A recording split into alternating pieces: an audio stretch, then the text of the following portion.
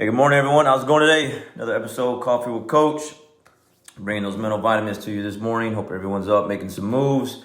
Got the mind in the right place. If not, we are going to help put the mind in the right place to kick off this awesome Saturday. It's a beautiful morning. At least it is over here where I'm at, Arlington, Texas. Hopefully it is for you too. If not, the sun is still shining anyway. So let's make it happen. So I had some good conversations yesterday with some students in the locker room. A lot of times, we talk on the mat after class, which we were, and then, conversations kind of transfer into the locker room and kind of hang out a little bit. And what we were talking about yesterday, and then what I was just kind of reading in this book, another Jocko book that I got, OJT, On the Job Training. What is that? It is just that. Like, I'm reading this book on leadership with Jocko. It's a different book, okay? It's this one here. It's Leadership, Strategy, and Tactics. I got a couple new books in the mail the other day, and I just started to kind of pick through this one.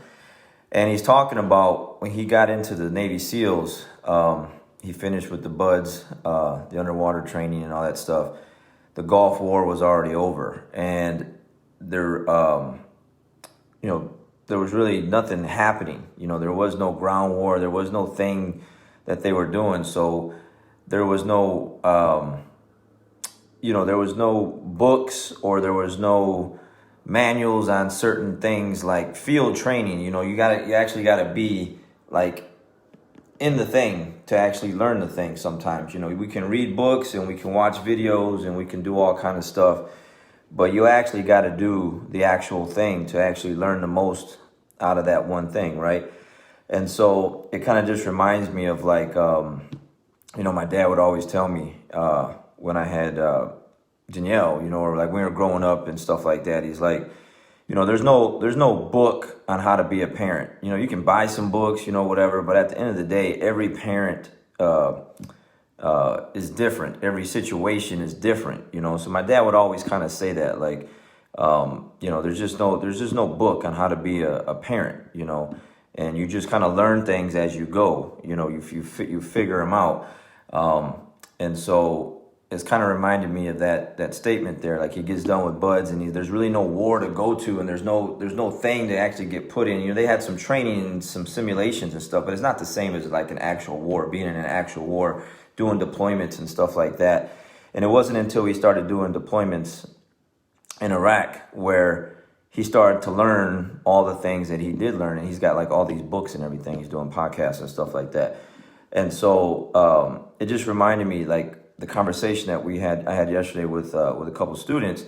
One of the students asked me, he's 26. He's got some things in mind that he wants to do, and he knows that I already did them. And another friend of his was there as well. And so he's got like two mentors basically.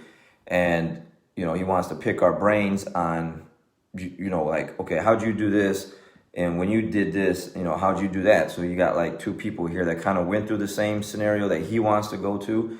And he's picking our brains on that, which is great because, try to learn as much as you can, get as much information as you can.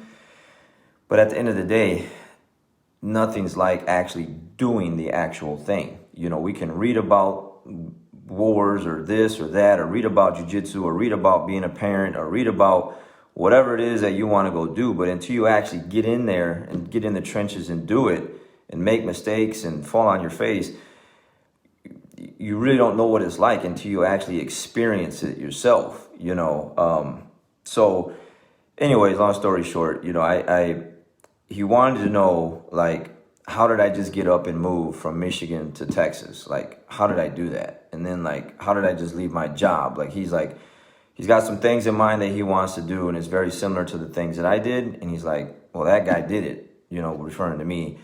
So I want to pick his brain on that. So I heard him say that. So I turned around, we got to talking, and I was just sharing my experiences with him on, how I did that.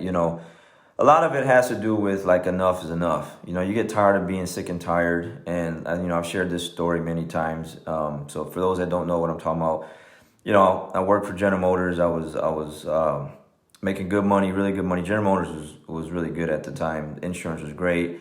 Bought a new home, got a nice new car. You know, man, life was good. Life was good. But I just didn't. Something was missing. I just felt like, I wanted to do something else. You know, and I just wasn't happy there. And so I moved. And there's a longer story to that, but I made the jump. I made the initial move to put in an application to make the transfer down here from General Motors in Saginaw, Michigan to Arlington, Texas. And that's how I got here. And it was a hard step for me because I left everyone. Like I came down here by myself. You know, I didn't have any family down here, mom and dad, everyone I grew up with, cousins, friends, childhood friends, everyone was back home. And so that's why this guy's, one of my students was asking me like, how did I do that? And it's like, man, I just wanted to change. I wanted to change, and I don't know, man. I just made the jump, and it wasn't easy. There was a lot of hard things to deal with in the beginning, but actually going through that process helped me make the next move in my life, which was leaving General Motors. So first, I left Michigan, where I grew up. I spent, born and raised, left when I was 26. And actually, this individual that was asking me about it, he's 26, I think, or close to it. And, so when I made that move, I let go of a lot of fears that I had. And so when I was with General Motors, and now I'm getting ready to make an even bigger move, okay? Because I did move, but at least I kept my job. I knew I was going to work when I got here. I just didn't up and move, pack my bags, didn't know what I was going to do when I got here. I knew I had a job here. I was just transferring jobs. I was just moving locations. But that initial move and the experiences in my head and everything that I went through helped me make the next move, which was quitting General Motors and going all in on to teach jiu-jitsu.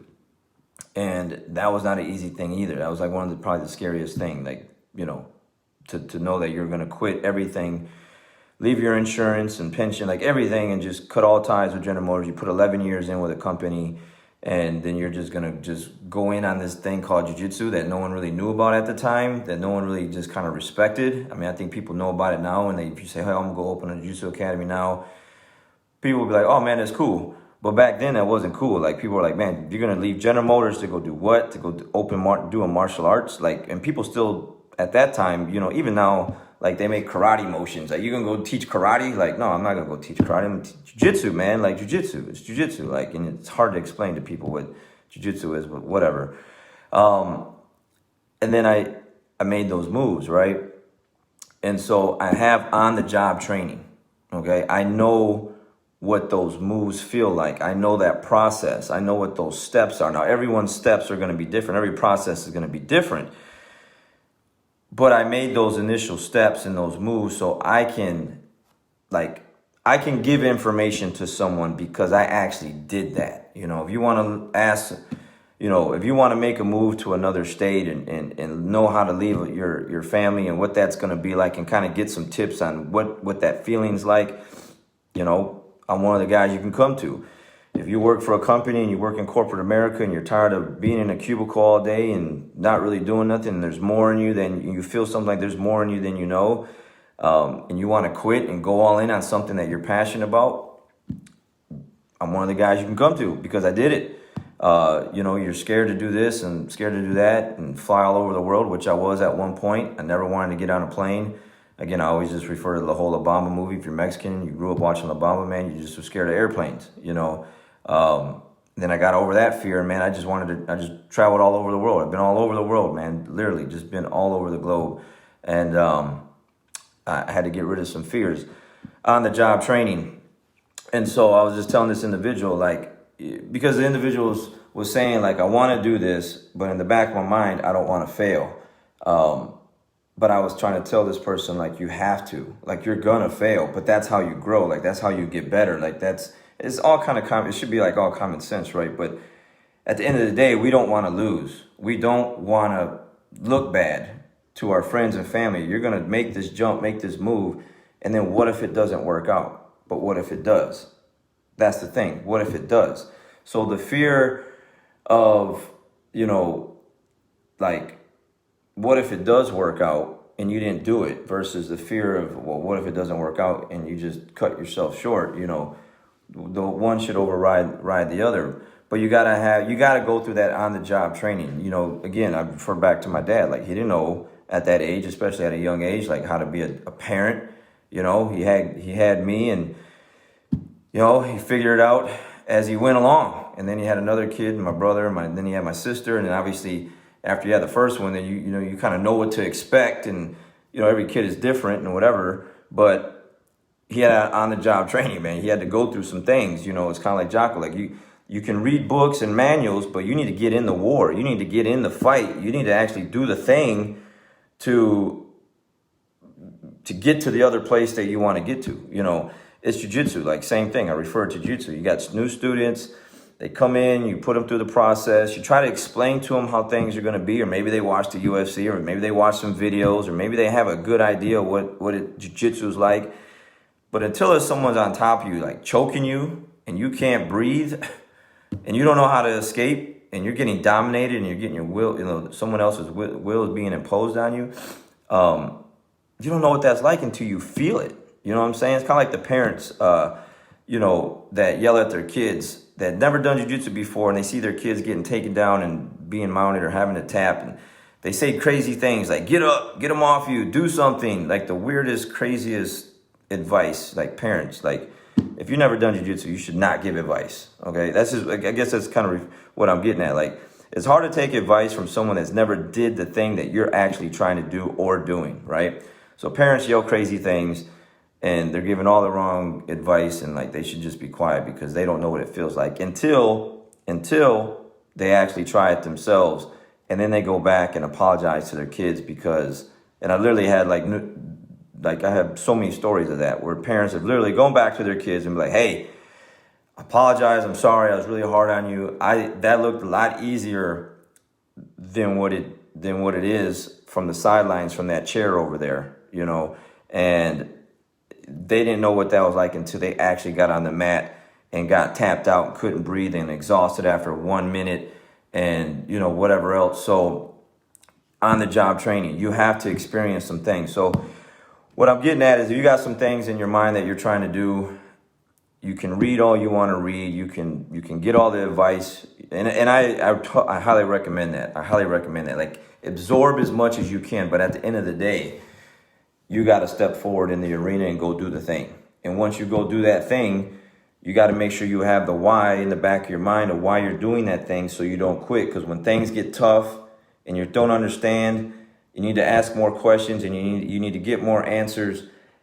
You're going to want to quit. But if you have a why in the back of your mind of what you're trying to do, when you get that on the job training and you're trying to figure all this stuff out, and you're going through all this mayhem, you're going through all these mistakes, you're going to see it through because you have a why in the back of your mind of why you're doing. But you can only read and watch so much. You actually got to go out there and do it. So that was my advice to the student. Like, hey, think it all the way through. Don't do like something emotional. You just do things on a whim, you know, like you just like, oh, I feel this way today and I'm just going to go and do this thing. No, like, try to put all your ducks in a row, man, you know, cross the T's, dot the I's, and then go get it, you know, go get it and not have any regrets about it afterwards. And that was my thing. Like I was trying to tell him, I didn't want to wake up 20 years later, get 30 years of working at General Motors and be like, what if I would have quit this and went and did jiu-jitsu? You know, that's the biggest fear, man, the biggest fear ever. Like, I didn't want to live the rest of my life like that. So if that's you out there, you got some things you want to do,